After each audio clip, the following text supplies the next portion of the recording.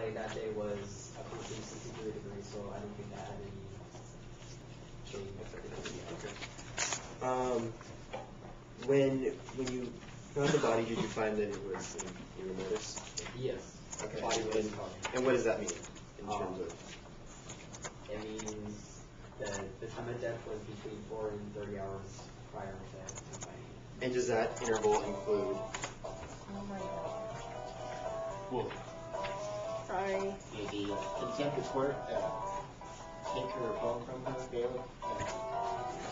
Please take it from her. She has lost the right.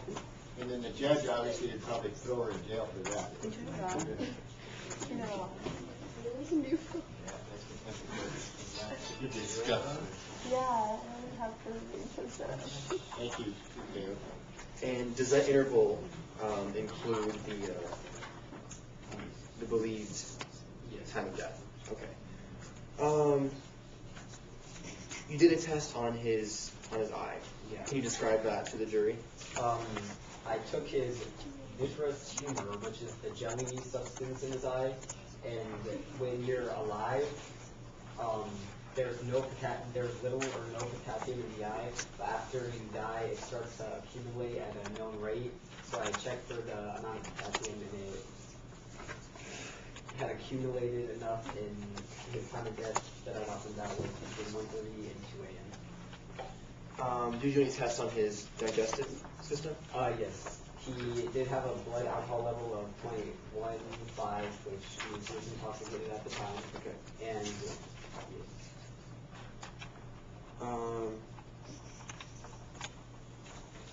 now, did you find the cause of death? For sure. yeah, he was found in the garage, and his skin had a pinkish color, which points to carbon monoxide poisoning. Mm-hmm.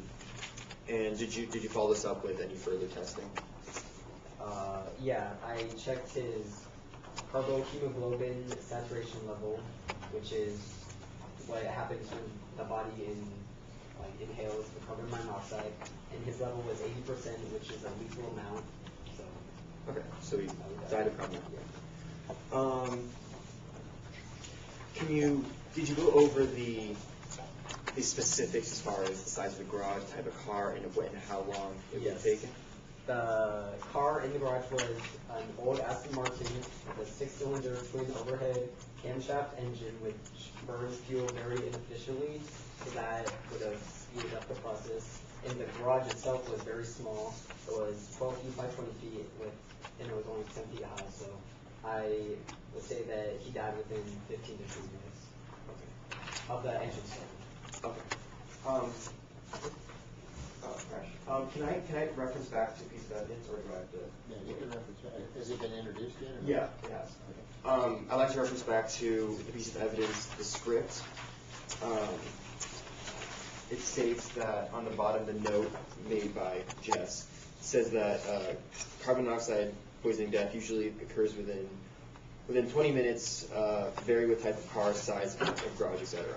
I'd like to point out that 15-20 minutes is exactly, it's very similar to what she put down in her script.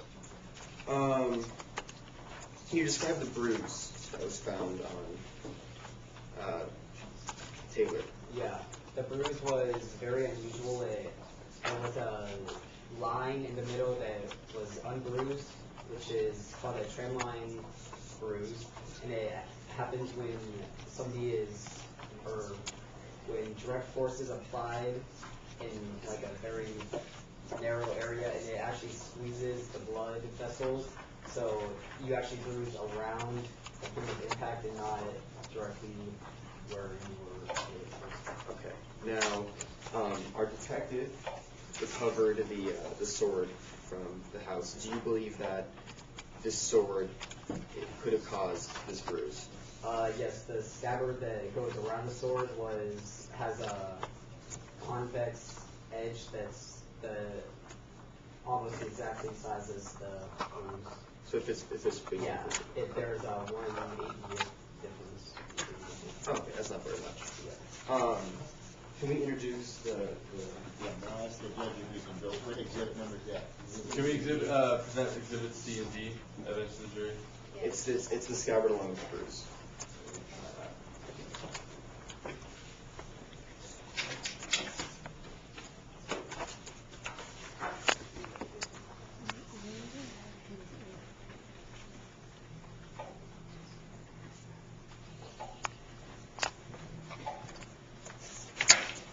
So if you guys can see,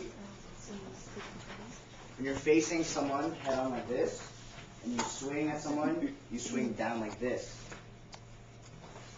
Whereas a left-handed person would swing down like this.